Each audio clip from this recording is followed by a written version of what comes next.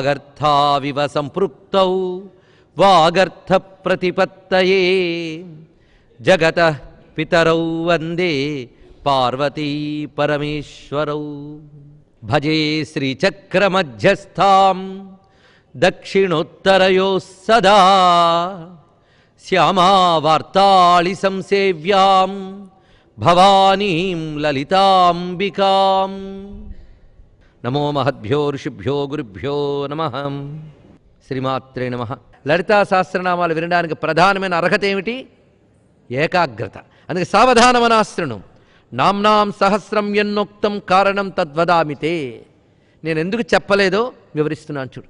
ఒకటి, రహస్యమితి మత్వాహం నోక్తవాంస్తేన చాన్యథా. ఇవి రహస్యనామములు, అందుకే చెప్పలేదు అన్నాడు. రహస్యనామములు అంటే అర్థం ఏంటి? చెవులో చెప్పాల్సినవండి, బయటకు చెప్పకూడనివి అనా? అయితే చెవులోనే చెప్పేవాడు ఆయన. రహస్యనామములు అంటే ఇందులో బాహ్యానికి అర్థం కాని అనేక విషయములు ఉన్నాయి. తర్వాత రహస్యం అని ఎందుకన్నారు తర్వాత ఇంకా చెప్పుకుందాం, తెలుసుకోవాల్సింది. పునశ్చ పృచ్ఛతే భక్త్యా తస్మాత్ తత్తే వదామ్యహం. రహస్యనామములు అయినప్పటికీ భక్తితో అడిగేవి కనుక చెప్తున్నానన్నాడు. అంటే రహస్య విద్య పొందడానికి అర్హత రెండవది ఏమిటి? భక్తి. భక్తి లేని వాడికి మాత్రం ఏ శాస్త్రము కూడదండి. అంత భగవద్గీత చెప్పి ఇదంతే నా తపస్కాయ నా భక్తాయ కదాచన అంటాడు కృష్ణ పరమాత్మ. తపస్వి కానివాడికి, భక్తుడు కానివాడికి గీత చెప్పకు అన్నాడు.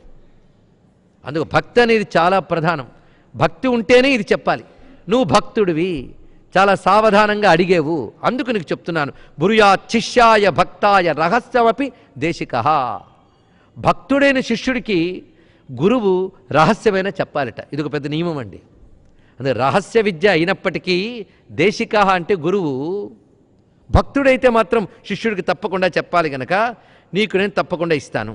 భవతాన ప్రదేయం స్యాద్ అవక్తాయ కదాచన. నీకు చెప్తున్నానేంటంటే ఇకపై నువ్వు కూడా భక్తుడు కానివాడికి ఇవ్వకు. ఇక్కడ ముందే ఉపోద్ఘాతం. ఎందుకంటే రహస్యనామం వినడానికి కానీ పఠించడానికి కానీ మనకు అర్హత ఉందా, ఇది ముందు ప్రశ్నించుకోవాలండి. ఇలాంటి లక్షణాలు ఉన్నవాళ్ళు ఒక్కడున్నా సంతోషించవలసిందే. ఎందుకంటే లలితా సహస్రనామం ఎక్కడ చెప్పబడుతుందో, మననం చేయబడుతుందో అక్కడికి ఎంతమంది వచ్చి వింటారు అంటే మీరు నేను లెక్క పెట్టలేం. అనేక మంది దేవతలు, ఋషులు అక్కడ అదృశ్య రూపాలతో సంచరిస్తూ వింటూ ఉంటారు. అమ్మవారిని తలంచుకుని చెప్పేవాడు ఎంత ఆనందిస్తాడంటే వాళ్ళందరూ చుట్టూ ఉంటారు, వాళ్ళు దీవిస్తుంటారు కనుక వీడు సరిగ్గా చెప్తాడు. అందుకు వాళ్ళు వింటూ ఉంటారు. ఎంతమంది ఇక్కడున్నారు, ఎంతమంది వింటున్నారనే ప్రశ్న మాత్రం ఇక్కడ లేదండి. ఇదిగో ఈ లక్షణాలు ఉన్నవాడు ఒక్కడున్నా వాడికి నమస్కారం చేసుకుమని చెప్పచ్చు. ఎలాంటి లక్షణాలు ఉండాలో చూడండి ఇక్కడ. అందుకే సహస్రనామాలు అందరూ కొందరు భలే వల్లే వేస్తుంటారు. కానీ ఈ లక్షణాలు ఉన్నాయా లేదా అని ప్రశ్నించుకోవాలి. ఎందుకంటే ఆశలు అందరికీ ఉంటాయి, అర్హతలు కొందరికే ఉంటాయి. ఇది ఒకటి గుర్తుపెట్టుకోవాల్సిన వాక్యం. అందరూ ఆశలే, అర్హతలు అంతమందికి. అందుకే ఇక్కడ నా శఠాయ నా దుష్టాయ నా అవిశ్వాసాయ కర్హిచిత్. ఈ లక్షణాలు ఉన్నవాడికి ఇవ్వకయ్యా. ఒకడు శఠుడు, ఇంకొకడు దుష్టుడు, మూడవ వాడు అవిశ్వాసి. శఠుడు అంటే ఇది కూడా మూర్ఖత్వానికి మరో పేరే, మొండితనం అండి. వాడికి ఎంత చెప్పినా మారడు ఒకంతట. వాడు ఇదివరకు ఏ నిర్ణయంలో ఉన్నాడో అదే ఉంటాడట. దీనికి కొంటెవాడని కూడా అర్థం చెప్తారు.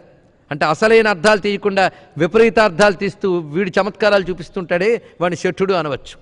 రెండో వాడు దుష్టుడు. వీడు ప్రవృత్తే దుష్ట ప్రవృత్తి. అమ్మవారు ఎలాగో దుష్టదూర అని ఎలాగో చెప్పబడుతుంది శాస్త్రనామాల్లో. ఇక అవిశ్వాసాయ, విశ్వాసం లేనివాడు.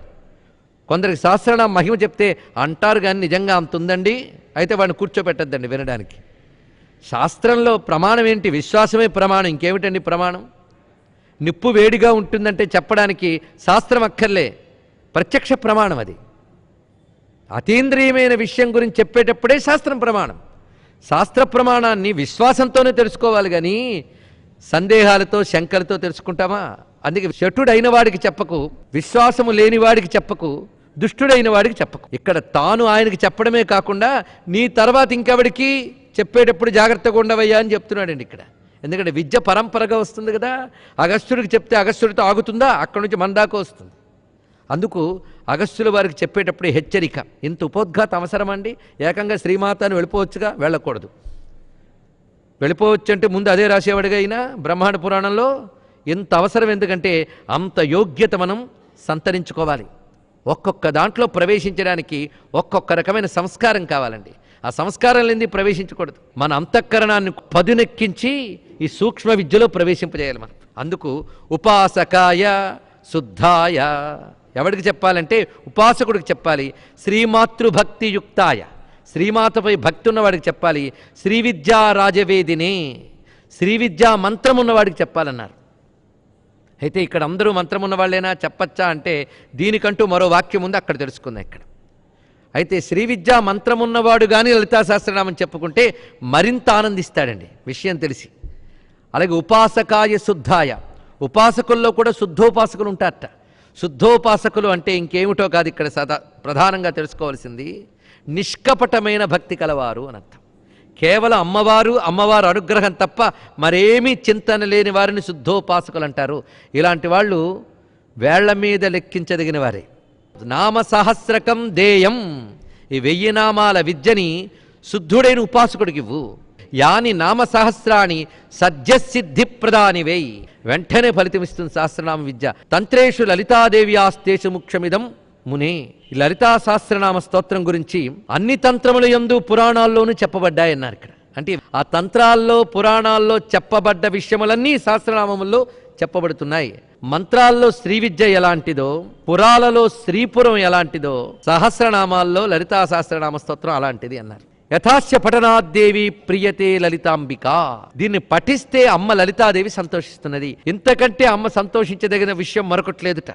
అందుకే అస్య నామశాస్త్రస్య పాఠాన్న ప్రియతే తథా శ్రీమాతు ప్రీతయే తస్మాత్ అనిశం కీర్తయేదిదం. అమ్మవారి ప్రీతి కోసం నిరంతరం దీన్ని పఠించవచ్చు. సహస్రనామ స్తోత్రం కేవలం పఠనానికి మాత్రమే కాకుండా రకరకాల ప్రయోగాలు ఉన్నాయి దీంతో. ప్రయోగము అంటే ఒక్కొక్క సిద్ధి కోసం ఒక్కొక్క రకంగా వాడడం. ఇది ఉత్తరపీఠికలు ఇంకా చెప్తారు, కానీ మనకి ఎప్పటి నుంచి ఉత్తరపీఠిక తొందర లేదు. అమ్మవారి నామాలతో పూజ చేయవచ్చు. ఒక్కొక్క నామాన్ని తీసుకుని జపం చేయవచ్చు. ఒక్కొక్క నామంతో ఒక్కొక్క రకమైన సిద్ధి పొందవచ్చు. ఒక్కొక్క నామాన్ని ఒక మంత్రంగా తీసుకుని కానీ పఠనం చేసుకుంటే ఒక్కొక్క ఫలితం ఉన్నది. దానికి సంబంధించి ఉపాసనా రహస్యాలు తెలిసిన వాళ్ళు అనేక ప్రయోగాలు కూడా చేశారు దాంట్లో. ఒక్కొక్క నామంతో హోమం చేస్తే ఆ అగ్నియందు అమ్మవారు ఒక్కొక్క రూపంతో దర్శనమిచ్చారట.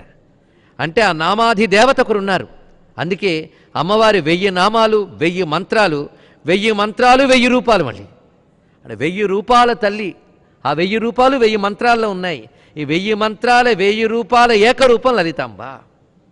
అందుకే ఇక్కడ మరొక విశేషం ఏంటి అంటే రకరకాల ప్రయోగాలు.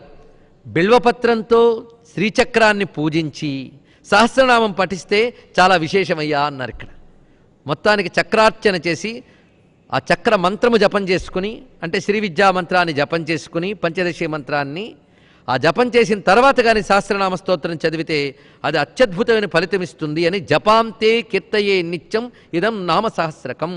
ఆ జపం చేసిన తర్వాత దీన్ని పఠించితే విశేషము. అందుకే ఇది పఠనానికి, అర్చనకి, జపానికి రకరకాలుగా వినియోగించవచ్చు. అయితే ఇంకొక అద్భుతమైన విషయం చెప్తూ ఉన్నారు ఇక్కడ హయగ్రీవ స్వామి వారు. ఇదం నామ సహస్రంతు కీర్తయే నిత్యకర్మవత్. ఒక నిత్యకర్మగా ఈ సహస్రనామ స్తోత్రాన్ని అనుష్ఠానం చేసుకోవాలి. చక్రరాజార్చనము జపము ఎలా నిత్యకర్మయో అలాగిది అని.